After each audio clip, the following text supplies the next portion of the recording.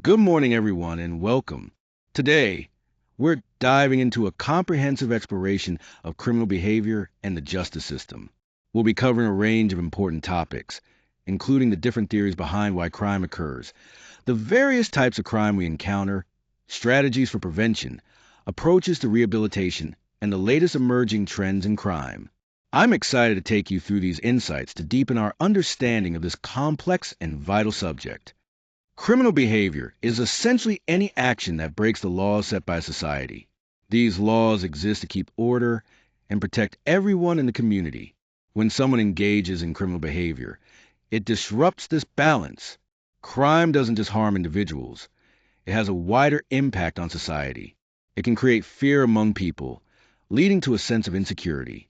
Additionally, crime causes economic losses, whether through property damage, increased security costs, or lost productivity.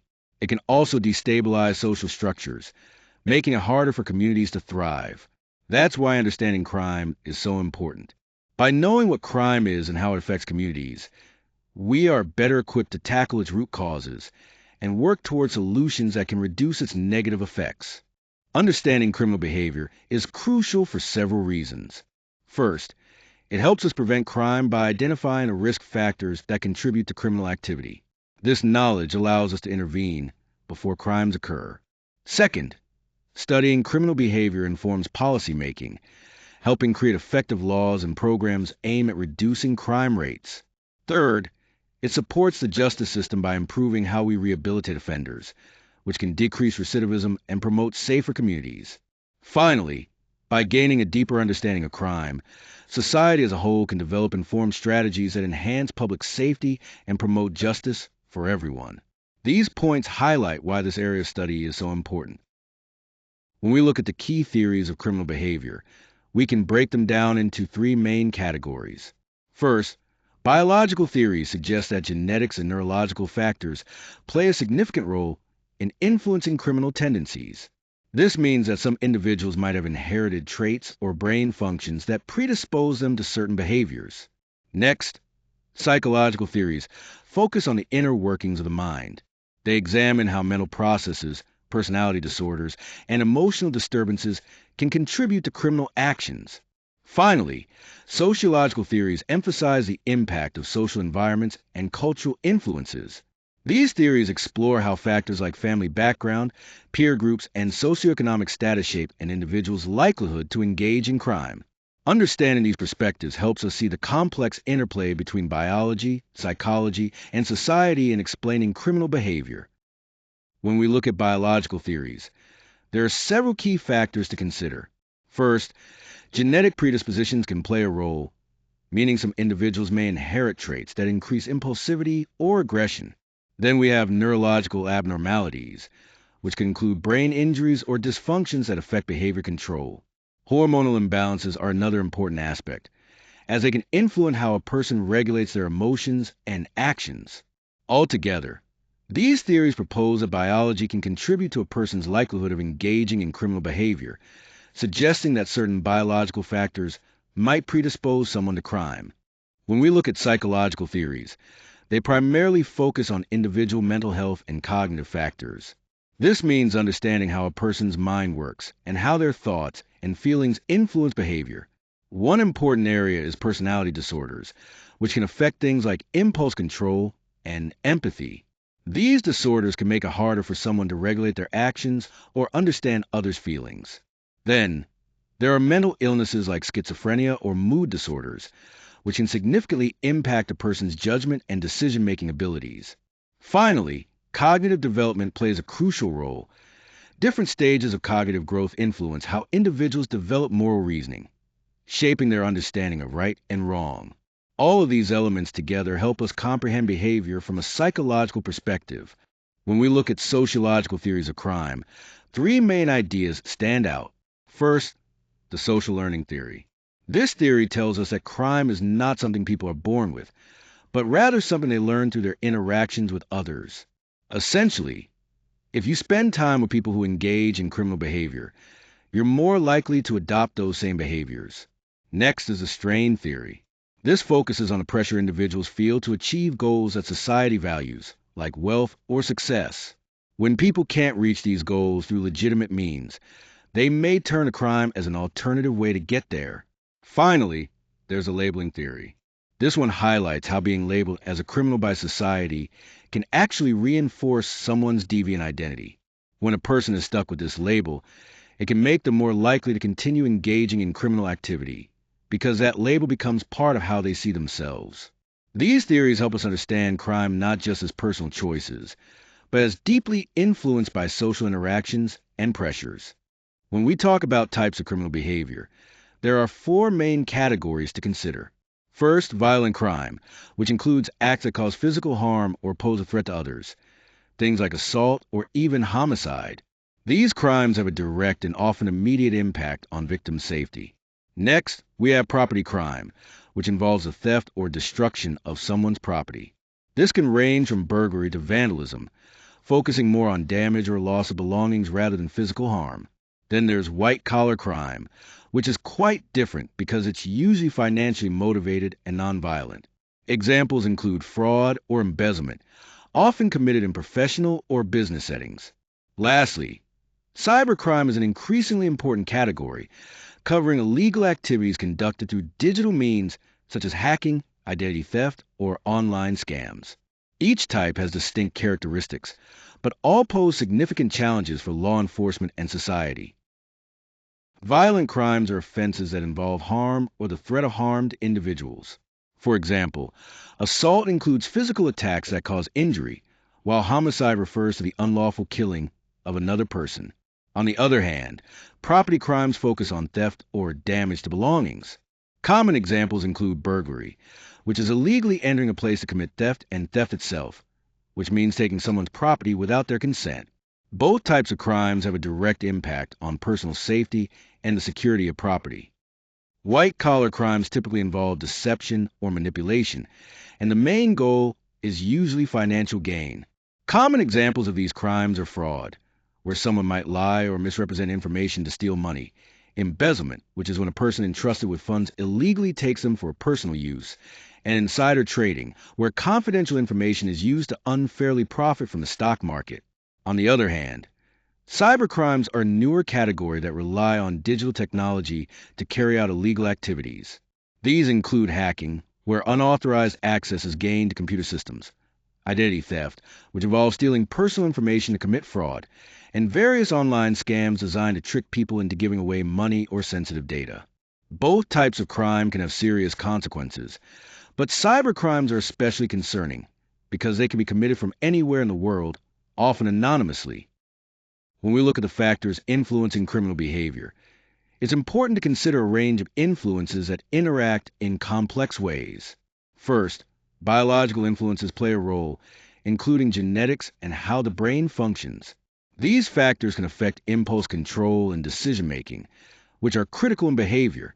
Next, psychological influences come into play, such as mental health issues and certain personality traits. These can impact how individuals perceive situations and manage stress or conflict. Then, social influences are significant. The family environment, peer groups, and the broader community all shape behavior by providing models, support, or pressure. Finally, environmental influences like poverty, education levels, and the condition of neighborhoods also have a strong impact. Limited access to resources and exposure to adverse conditions can increase the risk of criminal behavior. Understanding these diverse factors helps us see that criminal behavior is rarely the result of a single cause, but rather a combination of biological, psychological, social, and environmental elements. When we look at the biological and psychological factors that can influence criminal behavior, there are several key points to consider. First, genetic inheritance plays a role, as certain genes have been linked to traits like aggression or impulsivity, which can increase the likelihood of offending. Next, brain abnormalities can impact how individuals make decisions, potentially impairing judgment or impulse control. Mental health disorders also significantly affect behavior control, sometimes making it harder for people to regulate their actions. Finally, personality characteristics, such as impulsiveness or a lack of empathy, can predispose someone to criminal activity. It's important to remember that these factors don't act in isolation. They interact with each other, creating complex influences that may increase the risk of criminal behavior. When we look at social and environmental factors, several key elements come into play that can profoundly influence behavior. First, family dynamics are crucial. Experiencing neglect or abuse at home can have lasting negative effects. Then, there's peer influence, which can sometimes encourage deviant or risky behavior, especially during adolescence. Socioeconomic status is another important factor. Living in poverty often increases stress and limits opportunities, which can contribute to criminal behavior. Lastly, the quality of education and the safety of the neighborhood also make a big difference, shaping the environment in which individuals develop. All these external conditions work together to significantly impact how people behave. Criminal profiling relies heavily on psychological and behavioral analysis to gain a deeper understanding of offenders. By carefully examining crime scenes and identifying patterns, profilers can predict key personality traits and behaviors of the individuals involved. This method is especially valuable for law enforcement, as it helps narrow down suspect lists by providing insights into motivations and methods behind crimes. Ultimately, this approach adds a crucial layer of understanding that can guide investigations more effectively. When we talk about psychological profiling techniques, one key approach is behavioral analysis. This involves examining a person's actions and decision-making processes to gain insights into their behavior. Another important concept is offender typologies, which classify criminals based on common behavioral patterns. This categorization helps in understanding tendencies and predicting future actions. Then, we have the roles of forensic psychology, where experts assess things like a suspect's mental state and competency to stand trial. All of these techniques and roles come together as profiling tools that ultimately assist in building comprehensive profiles, which are invaluable for advancing criminal investigations. When it comes to preventing crime, there are a few key strategies that have proven effective. First, community policing focuses on building strong relationships between the police and the public. This cooperation helps to create trust and encourages people to work together to keep their neighborhood safe. Next, situational crime prevention is about changing the environment to make it harder for crimes to happen. This could mean better lighting in public areas or installing security cameras to deter offenders. Finally, educational programs play a crucial role by addressing risk factors early, teaching people about the consequences of crime, and promoting positive behaviors. Altogether, these approaches work by reducing both the opportunities and motivations for criminal activity. When we talk about technology and crime prevention, one of the key elements is surveillance systems. These systems monitor public spaces continuously, helping authorities keep an eye on potential suspicious activities in real time. Next, data analysis plays a crucial role by predicting crime trends. By analyzing patterns in past incidents, law enforcement can anticipate where and when crimes might occur, allowing for better preparedness. Security technologies, including alarms and biometric access controls, add another layer of protection by directly securing buildings and sensitive areas. Altogether, these tools significantly enhance how crime is detected, how quickly responses can be made, and importantly, how criminal behavior can be deterred before it happens. They represent a modern approach that supports safety through both prevention and intervention. The criminal justice system is made up of three main components that work together to maintain law and order. First, we have law enforcement agencies. These are the ones actively investigating crimes and apprehending offenders, playing a crucial role in the initial stages of justice. Next, the courts come into play, where fair trials are conducted and decisions about guilt or innocence are made. This ensures that justice is administered properly and impartially. Finally, correctional institutions handle punishment and rehabilitation, focusing not only on detaining offenders, but also on helping them reintegrate into society. Together, these parts create a system that aims to protect the community and uphold justice efficiently. When we look at law enforcement and the courts, each group plays a crucial role in the justice system. First, the police are responsible for conducting investigations and making arrests, essentially starting the process of holding someone accountable. Then we have prosecutors, whose job is to present the case against the defendant, working to prove that the law has been broken. On the other side, Defense attorneys are there to protect the legal rights of the accused, ensuring a fair trial. Judges and juries are tasked with making the final decisions about guilt and appropriate sentencing. Together, all these actors work in concert to uphold justice and maintain the integrity of the legal process. When we talk about corrections and rehabilitation, it's important to understand the purpose behind post-conviction processes. These include prisons, parole programs, and various rehabilitation efforts, all designed to manage offenders after their conviction. Prisons primarily serve to detain individuals who are serving their sentences, ensuring that justice is upheld. Parole programs, on the other hand, provide a way for some offenders to be released early under supervision, helping them transition back into the community. The ultimate goal of rehabilitation initiatives is to reduce the chances of reoffending by offering education and therapy. These programs focus on preparing offenders to reintegrate safely and successfully into society, promoting better outcomes for everyone involved. On this slide, we explore three distinct case studies that shed light on different types of criminal behavior. First, we look at violent crime cases, where the focus is on understanding the motives behind such acts and the consequences they have on individuals and communities. Next, we delve into white-collar fraud, which involves uncovering complex financial schemes that often go unnoticed but have significant economic impacts. Lastly, we examine cybercrime incidents, highlighting how technological vulnerabilities are exploited in this growing area of criminal activity. Each case study provides valuable insights into the diverse nature of crime and the challenges in addressing them effectively. When we examine famous criminal cases, we gain valuable insights into why crimes happen, how they're carried out, and the impact they have on society.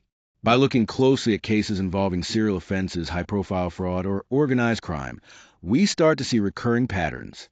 These include psychological factors influencing behavior, the role of socioeconomic conditions, and vulnerabilities within our systems. These cases also reflect deeper issues like mental health challenges, cultural backgrounds, or the opportunities available to individuals. Analyzing them isn't just about understanding the crimes themselves. It helps law enforcement and policymakers develop more effective prevention and intervention strategies. Ultimately, studying these cases reveals important patterns that can guide us in addressing and reducing criminal behavior. When we look at current trends in crime, one of the most significant issues is the rise in cybercrime activities. This includes everything from data breaches to identity theft and financial fraud. Cyber criminals take advantage of vulnerabilities in technology to carry out these offenses, affecting individuals and organizations alike. Another important trend is the evolving nature of terrorism. While terrorism remains a global threat, its methods and targets are constantly changing. These acts are often fueled by extremist ideologies, making prevention and response more complex. Finally, drug-related crimes continue to pose serious challenges. The complexity of trafficking networks and the violence linked to these activities create ongoing difficulties for legal systems worldwide. Addressing these crimes requires coordinated efforts across multiple agencies and countries. When we look at emerging issues in crime and society, one of the biggest factors is the impact of social media. Platforms can unfortunately be used to facilitate cyberbullying, encourage radicalization, and allow illegal content to spread quickly, creating new challenges for law enforcement and communities. Globalization also plays a major role by expanding transnational crimes, such as human trafficking and the international drug trade. These crimes don't respect borders, which makes jurisdiction and cooperation among countries more complicated and critical than ever. Economic shifts are another key influence. When economies fluctuate, it can affect employment levels and social stability, which in turn impacts crime rates.